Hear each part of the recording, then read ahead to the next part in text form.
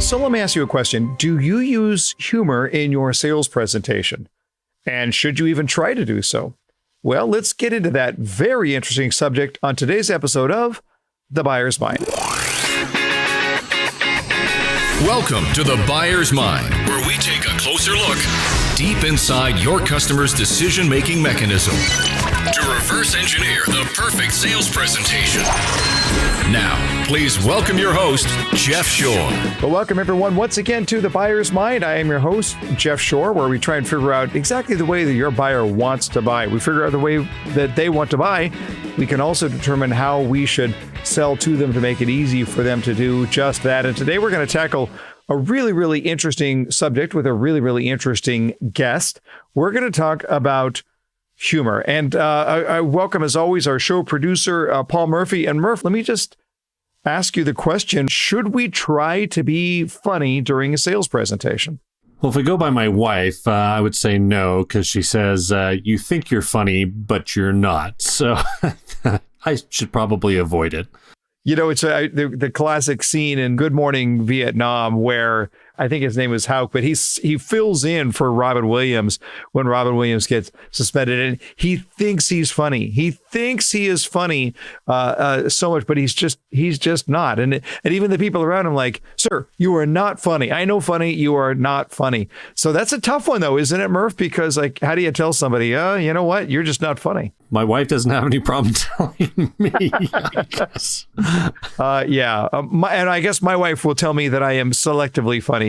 And I know that because she'll say, that is not funny. And then I know it was very much not funny. So yeah, it's a tough one. But when it comes to the sales presentation, do you, Murph, want your salesperson to be funny? Yeah, I don't mind a sense of humor. I think, with the right tone and the right attitude, I don't mind somebody trying a little bit of humor on me. I'm all for a good laugh. All right, fair enough. And by the way, I Googled while you were answering, I confess, and it was Bruno Kirby who played the role in Good Morning Vietnam. So there you go. So, we're going to look today about this thing called humor. And there's one thing that we will look at that I think is really, really interesting. And you're going to hear this from our guest in just a little bit. Humor makes us genuine. It's authenticity, and that's the real goal. Humor is just one avenue that gets you to be authentic. And there's no question about it. We know that there are times when in the sales presentation, it's just not appropriate to be funny. And we know that in the sales presentation, it's never appropriate to be funny in a way that's crude or crass in any way. But here's what I would suggest might be the way to look at this. Time your lighter moments to coincide with some of the customer's heavy moments. How do you do that? Well, take some time to contemplate some of the heavy moments in the buying process. Those moments when your customer is likely to be a little uptight in some way. So, for example, if you sell cars, your customer is probably emotionally tense when you're talking about the monthly payments. This would be an excellent time for some strategic levity. If you sell property insurance, your customers probably tends to be a little bit tense when talking about what could go wrong in their property. Now, you don't have to crack a joke, but your pleasant calmness is absolutely transferable. And I think that that's what we're talking about here when we think about the role of humor in the sales presentation. It's not so much that it's humor, it's about how do we communicate and transfer positive emotion. So we talk about that a lot at Shore Consulting, the concept of emotional transference. We do this all the time, whether we know it or not. And just think about it with your spouse or significant other. If I'm having a bad day, there's no question about it. It won't take long before Karen's having a bad day as well, right? But conversely, if I meet that food server at the restaurant who's really upbeat and a lot of fun, a real genuine person, then what happens over time? I feel better. I become happier. That's emotional transference, right? And so this happens in great sales presentations all the time, where we bring a sense of positive energy to a customer. And then even if they're a little bit negative when they're coming through the door, we outlast them. Now, humor may be the way to do it, but the key here is, what am I trying to do? I'm trying to bring positive energy. Now, I want to make sure I'm clear on this. I'm not talking about hyperactive energy. You don't have to freak out or spaz out on your customer, but there's that sense of positive energy, that sense that says, this is a good place. This is an easy place. This is a fun place. All of those things are accomplished through that emotional transference of positive energy. And one way we look at it is with humor. So as we get into our discussion today with Andrew Tarvin, I want to just recommend to you that you're keeping an open mind and you're being very evaluative about not just your presentation, but about your customers' buying pattern. What do they go through? And how can you walk alongside your customer to make it easy for them to do what they want to do anyway? All right, joined now by Andrew Tarvin. He is the author of Humor That Works: 501 Ways to Use Humor, Beat Stress, Increase Productivity, and Have Fun at Work. And I don't know about you, but I just think we all need to have a little bit more fun at work, especially in this day and age. Welcome to the Buyer's Mind. Andrew Tarvin, how are you, sir? I am doing well. Thanks for having me, Jeff. And you're calling in from Brooklyn, New York. So, boy, you've just got material all over the place if you want to go out and find something funny. Oh, absolutely. For days. I just step outside, walk around for about 10 minutes, and suddenly I've got a notebook full of ideas. That is awesome. And this really is kind of your specialty. It is how to bring out the humans in people through humor. So I just got to ask you the question. I'm just going to channel Robert Wall, Marty Lee Dreiwitz from Good Morning Vietnam. Say something funny right now. Right. That's exactly the goal. Because it's like, when you're talking to salespeople, it's like, sell me something right now. Influence me. Yes, exactly. Me. Right. But no, I mean, it's a common response to things that we have to get used to. And actually, people tend to smile, at least kind of perk up at my job title. I'm the world's first humor engineer, as far as I know. And so that's sometimes a starting point to get people to be like, all right, something's a little bit different about this person. It's one, he kind of looks like a skinny Hugh Jackman, and two, he's made up his own job title. Which we all want to do, really, when you think about it. I mean, if we were all given the choice to make up our job title, I guarantee you we'd have far less boring titles than we see right now. What is your background, Andrew? What led you to this course in life, and how do your parents feel about this? Well, my background is in engineering, which is perfectly sensible for a lot of people. I teach people how to use humor, and I do stand up and improv, and people are like, what's your background? I say engineering. They're like, of course, naturally. That's what we all assumed. No, but computer science and engineering from the Ohio State University is kind of where I started. And after I graduated, started working at Procter & Gamble as an IT project manager. And that mindset's always been with me. I've always been an engineer. As a kid, I used to like to take things apart and put them back together again, things like clocks and radios and my parents' marriage, which never really got that one back together, right? But no, I was always obsessed with efficiency. How can I do my work as efficiently as possible? And it's still something that I think about. When I first moved to New York, I counted the number of steps using a Fitbit for the different directions to the different subways to know which is the fastest subway for me to get to. It's just kind of how I think. But at P&G, I started to realize that there is a difference between being efficient and being effective. And while you could be efficient with things like computers, you can't really be efficient with things like people because they have emotions and feelings, and I'm doing air quotes. But realizing that, that's how humans work, is we have those emotions and feelings. And so we can't be efficient. Instead, we have to be effective. And as a stereotypical engineer, stereotypical nerd, because I think I meet at least one of the stereotypes, skinny body, nasally voice, allergy to the sun. I meet one of the stereotypes of being a nerd. I didn't have the skill set I needed to be effective with people. But luckily for me, in school, I started doing improv and stand-up. And at P&G, started to realize the reason I was being successful was because of some of the ideas and mindsets and skills that I had learned from improv and stand-up. I was applying them in the workplace, and that's why I was getting results. Okay, just connect the dots though. You're in school and you're studying to become an engineer, and you've got this highly efficient background, and you do really, really weird stuff like count steps to subway stations. And at that point you go, well, the next logical step is to take an improv class so I can do stand-up comedy. Connect the dots. That does not make sense to me. Yeah, well, so my best friend in college wanted to start an improv group and basically forced me to join. And yeah, exactly. Yeah, he was like, "We should do this," and he didn't have to twist my arm too much, but yeah, I don't think I ever would have been the person sitting in a comedy club and been like, "Yeah, I'm going to do that, and it's going to make me better, and eventually I'm going to start a business based off of it." Not at all. It was just, in college, you're like, "Yeah, sure, I'll do whatever my friends are doing." And I will say that what I did not have in comedy skill at the time, I made up for in comedy project management.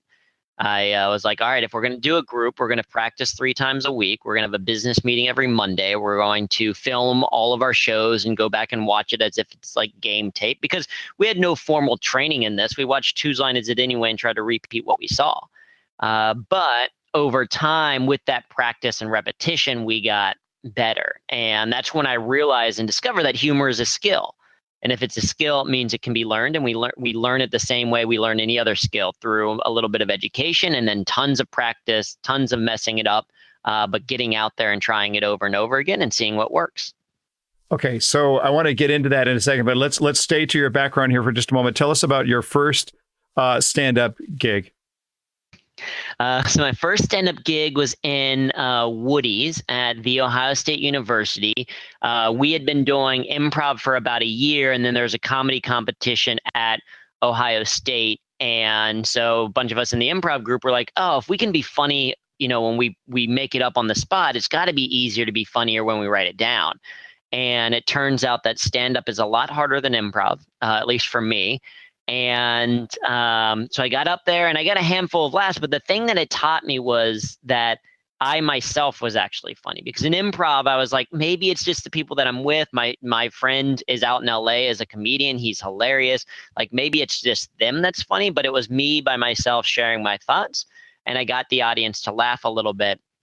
And it told me, one, that I was funny, and two, there was a cool logic to it. There was, I've since explained comedy in a way is kind of like math with words. This concept plus this idea creates, something new for the audience to laugh. So I realized there's actually a lot of structure and logic to the process. So I fell in love. I want to talk here about the idea that you discover that humor is a skill. You just put a little math equation to it. But isn't there a paradigm shift that often has to take place internally first for a lot of people?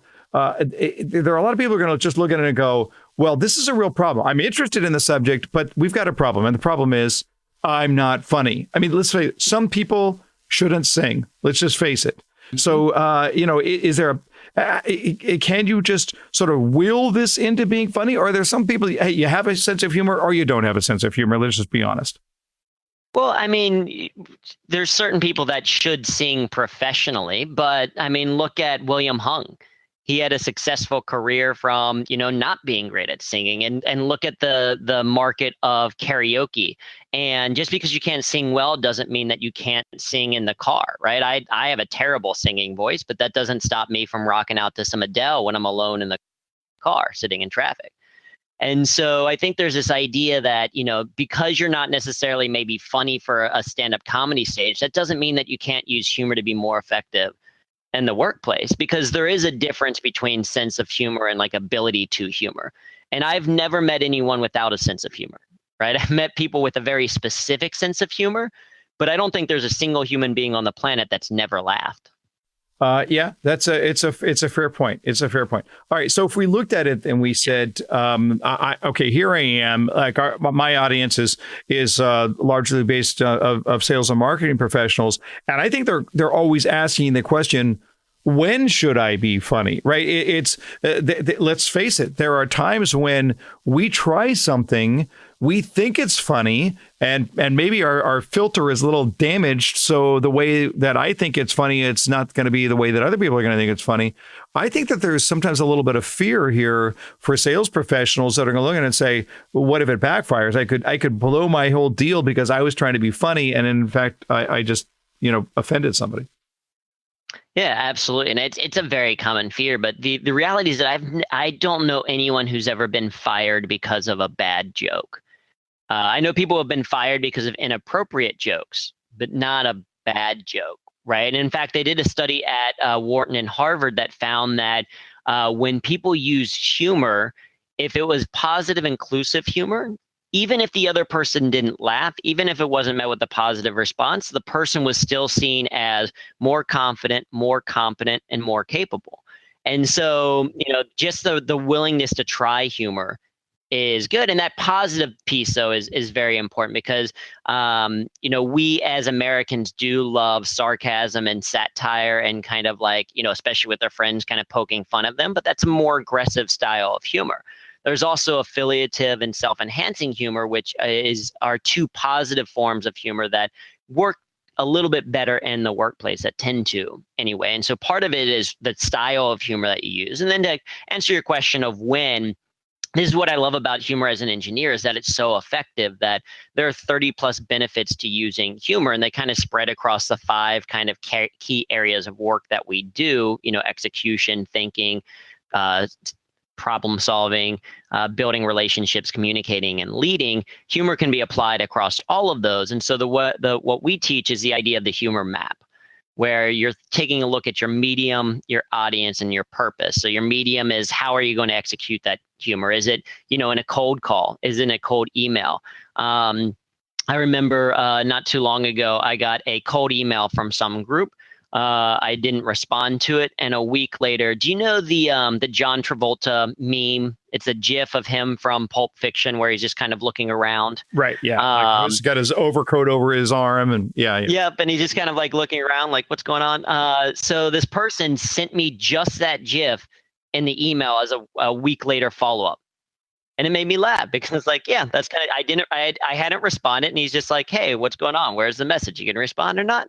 Right. So you can use humor in an email, and it got me to actually respond to this person. I still didn't buy, but it made me like this person a little bit more, made me take another look at this particular moment.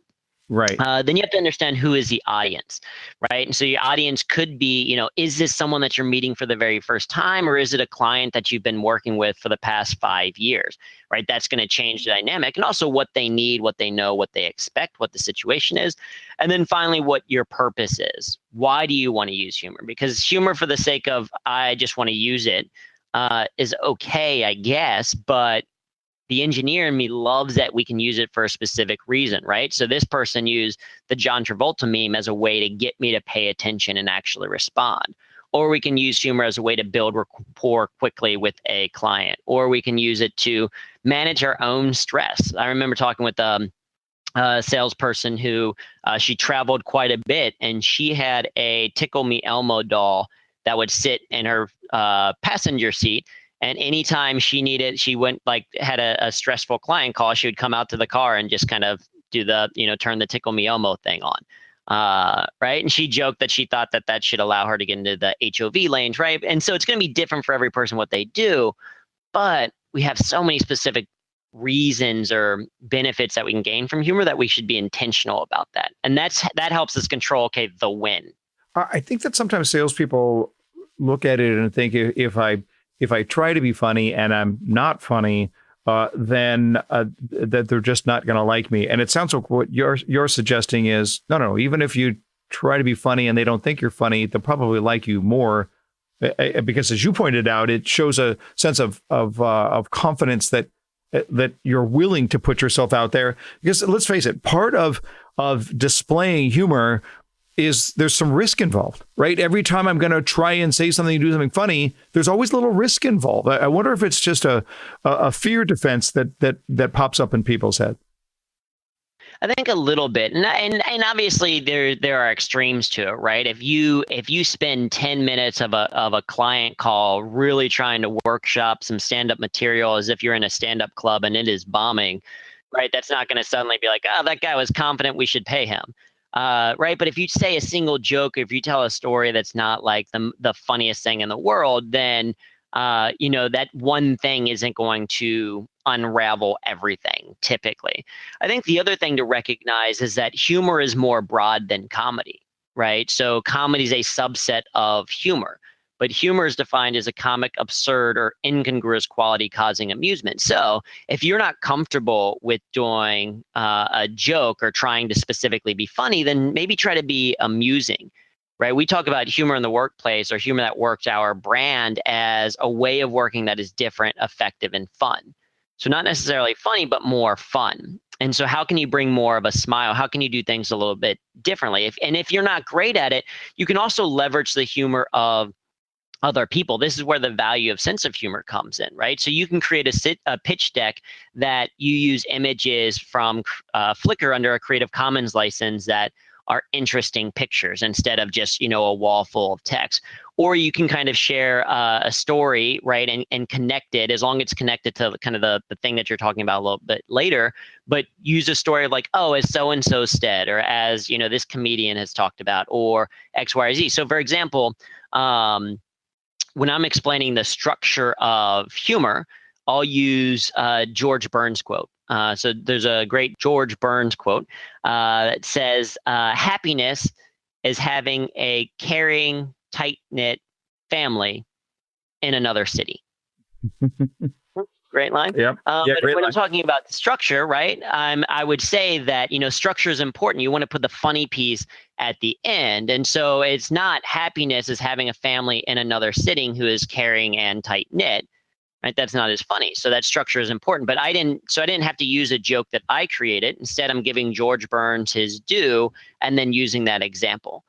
Right. So with the popularity of memes, with GIFs in our keyboards, with emojis that we can use, with links to YouTube videos, with quotations that we can pull from the internet. Again, you don't have to be the source of humor. You don't have to be the creator of humor, but you can still be the shepherd of humor. And you just want to make sure that you give proper credit and don't violate, any copyright rules. But that can be a starting point for some people who feel like, oh, I'm just not funny. It's really interesting. As I'm talking to you, Andrew, I'm listening. We're talking to Andrew Tarvin, the author of Humor at Work, and his website, humorthatworks.com. We'll put that in the show notes. There's a host of resources there.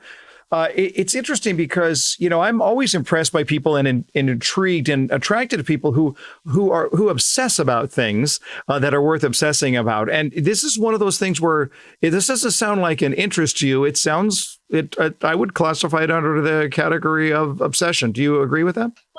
I would agree. Well, and I think that that's part of, like, if you're going to be a full-on comedian, I think that's part of what it is. So like, a friend of mine who is a speaker but speaks and uses things like magic has talked about magic. Being a magician is really about just spending far more time than any other human would ever consider spending time on to learn a trick so that it looks natural.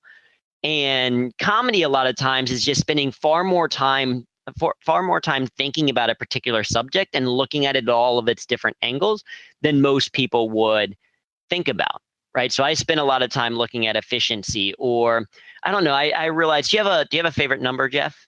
Well, I'll just go with I wear number 11 on my hockey jersey. Let's go with that. Mm-hmm. Yeah. So, right. So you have a favorite number, 11. Maybe it's not super, but for me, like, I love all the numbers because I'm a nerd, but like favorite number is 8. And most people have a favorite number. The interesting thing is, like, do you have a favorite letter? No, I've never thought of a favorite letter. Yeah, most people don't have a favorite letter, right? I do. Favorite letter is A. It's the start of my name. It is symmetrical, right? A plus, it's good. I also have a least favorite letter. I think Q is worthless. I think we should get rid of it, get to a 25-letter alphabet, right? So you can just kind of start to go down this rabbit hole of like, oh, that's interesting. And that's where your sense of humor comes in. Your sense of humor is simply what makes you curious about the world, what makes you go, huh, that's interesting. And then as comedians, we build off of that point of view, right? So the joke that I share in my TEDx talk is that it took me going to the state of Florida to realize that the rapper Flo Rida got his nickname from his home state of Florida, and he put a space in it. Right? That blew my mind. And so that's just kind of an observation, but you can extrapolate from that. You can build from it. And you can say, if this is true, what else is true?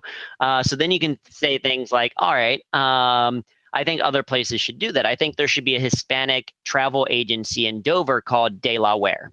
Sure. Why not? Right? If this is true, what else? Makes perfect sense. Sure. Yeah. But I love the whole concept that, because this goes far beyond the idea of how do I use humor in my work or in my sales process, whatever it is, just to say that you just spend more time on that than most people. I mean, let's face it, a lot of people are going to say, well, I'm not really funny, But if you challenge them and say, okay, well, how much time have you spent just thinking about funny things? And they're probably going to tell you not all that often. I want to ask you about one other thing here, and just go back to your stand-up days. When you think about most people even thinking about stand-up or improv, it just scares the life out of them, and they can't even imagine being in that setting. It's the fear of public speaking, the fear of being in front of people, whatever it is. First of all, is it fear or is it just rampant discomfort? Ooh, I like that phrase. I think it's rampant discomfort, right? Well, so I was speaking in Switzerland a few years ago, and one of the other speakers was a guy named Kevin Richardson. He's also known as the Lion Whisperer. So like if you've ever seen the YouTube video of like a lion hugging a guy, that's this guy, Kevin Richardson. And he and I were talking before the event, and he found out that he did stand-up comedy. He's like, I could never do that. It's too scary. And I'm like, you live with lions. Right? Like somehow living with lions is somehow not as scary, or is not as scary as standing up on stage in front of people talking into a microphone. Right. And so I think to your point, it's rampant discomfort, and it comes from the fact that you haven't done it before. Absolutely. When I first started doing improv and stand up, I was I was nervous wreck the entire day. Like I couldn't eat anything. It would mess with me. And then I did it for a little bit, and then I was a wreck for like half of the day. And then only like 2 hours before, and then only an hour before. And then kind of with practice and repetition, now I'm comfortable being able to do it. But it's just like the first time you learn to drive a car, you're sitting there and you're like, oh my God, I'm responsible for a lot of metal that can go really fast. And you become a little bit nervous about it. And then now there's times there might be people listening to this podcast that are driving and forgot that they were driving, right? They're like, I don't remember the last 20 minutes of me driving, and I'm on the highway going 70 miles an hour. Right? Because it's from practice and repetition. And so I think it's just, getting out there and trying it. And it doesn't have to be, certainly one, I think that everyone should take an improv class. I think that you will learn life skills that will benefit you not only in work, but at home as well. But even if you don't do that, to your point that you talked about a little bit earlier, just think a little bit more about it. Just when you make someone laugh, because you do, when you make someone laugh, just kind of have a little trigger in your head to see like, oh, okay, why was that? What was it that I said? And then the other thing that comedians do is they practice a lot of different things and they tweak it. So if you're on a sales call and all the time you're going to have to say a little bit about your background or a little bit about your product or something that you're going to have to do over and over and over again, just start to make slight tweaks to it and you beta test it. Okay, if I say it this way, does this get a smile or does this get a laugh? And if it does, keep it. And if it doesn't, then try something new, right? It doesn't have to be, the fear that you talked about earlier, that is this joke going to work or not? What comedians do is they just practice that material a ton and they know, oh, okay, this is going to work as a joke because I've done it in front of 100 different audiences before. You're going to have the conversations anyway. You might as well have a little bit more fun with them. We're almost out of time, but I wanted to ask you because you just made the suggestion. I was going to ask anyway about the idea of improv, not just for the purpose of performing, but just as a life skill. For me, I haven't tried improv since I was in high school. All I know is I watch Whose Line and I go, Colin Mockery is just like the most creative guy I've ever met in my life. How could I ever be like that? Well, then I have to remind myself I'm not auditioning for Whose Line. So the question then is, what are the benefits that you're going to get out of an improv class? And if somebody did want to take an improv class, what would they expect to see when they showed up for that class for the first time? Yeah, so I think a couple of things. One, there's an entire book by Patricia Ryan Mattson called Improv Wisdom, and it's basically life lessons learned from improv. On the Humor That Works site, we have a blog post that is 10 life tips learned from improv class. And they include things like how to be a better listener, how to be more present, particularly in a world that is constantly distracted. How do you be more present? How do you react more honestly? It improves listening skills. It improves your ability to think on your feet and be able to react to stuff. I mean, listen, it taught an engineer how to actually have human conversations with people. That's like a pretty good testament to the power of improvisation. And when you go to a class, it kind of depends. You're either going to learn short form, which is like Whose Line Is It Anyway, or long form, which is more scene based. It's what you see at like, say, UCB or IO in Chicago. But you're going to be there with a group of people and you're going to do a couple of exercise and activities just to kind of practice this in a safe environment. And this is why we use a lot of applied improv in our training programs. is because we use them as a way to, it's an interactive exercise, and we're applying concepts from improv to the world of, say, communication or leadership skills. And then you're practicing those skills in a safe world where, if you make a mistake in an improv class, if you kind of stumble over yourself or you say something that, you can't quite figure out how to say it, or you can't come up with something, it's safe to do that in an improv class. You're learning that skill so that when you are in front of clients or you are at a networking event later, you have already built up that skill and you know how to react. So, I could go on for days about the benefits of improv. It's my belief, it's my wish that every student growing up takes a programming class because it teaches problem solving and thinking skills, and they teach an improv class because it teaches you the human skill. Love it. Love it. Hey, we're out of time, but we have just enough here to get you on the hot seat. Rapid fire questions, rapid fire answers. You ready? Right. Go. Your very first job. Cart pusher at Meijer. Love it. When you were 10, you thought you would be what? I wanted to be an international soccer superstar. That did not happen. Did not happen, huh? I was going to say, I've not heard of you. Most beautiful place you've ever stood? Imperial Point on the north rim of the Grand Canyon. Mm-hmm.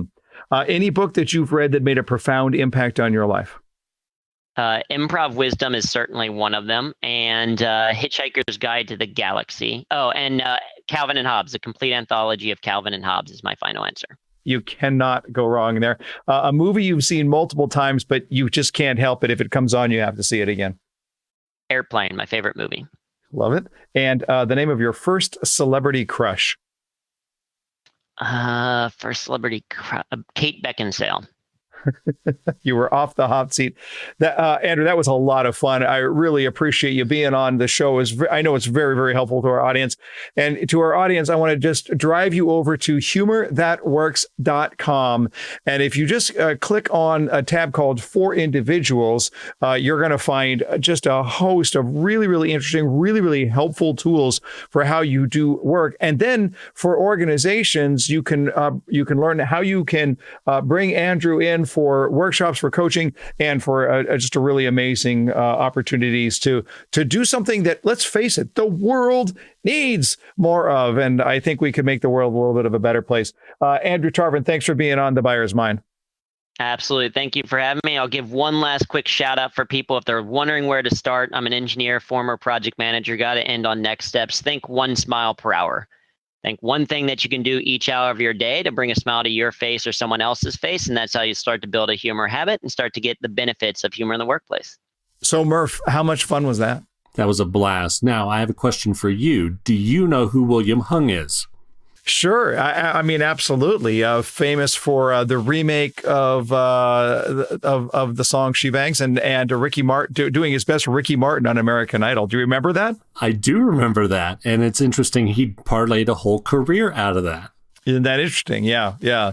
Listen, Andrew Tarvin is an interesting cat, though, right? He just sort of thinks a little differently. Well, and I think that's why we had him on the show, was to help everybody kind of think outside the box a little bit. Yeah, yeah. But to go from, an engineer at a big company like Procter & Gamble, where my guess is they probably didn't have stand-up and improv sessions in the lunchroom, and to look at that and say, okay, now here I go, I'm going to become a humor engineer. That takes some gutsiness to be able to do that. It's really cool to see the way that it played out.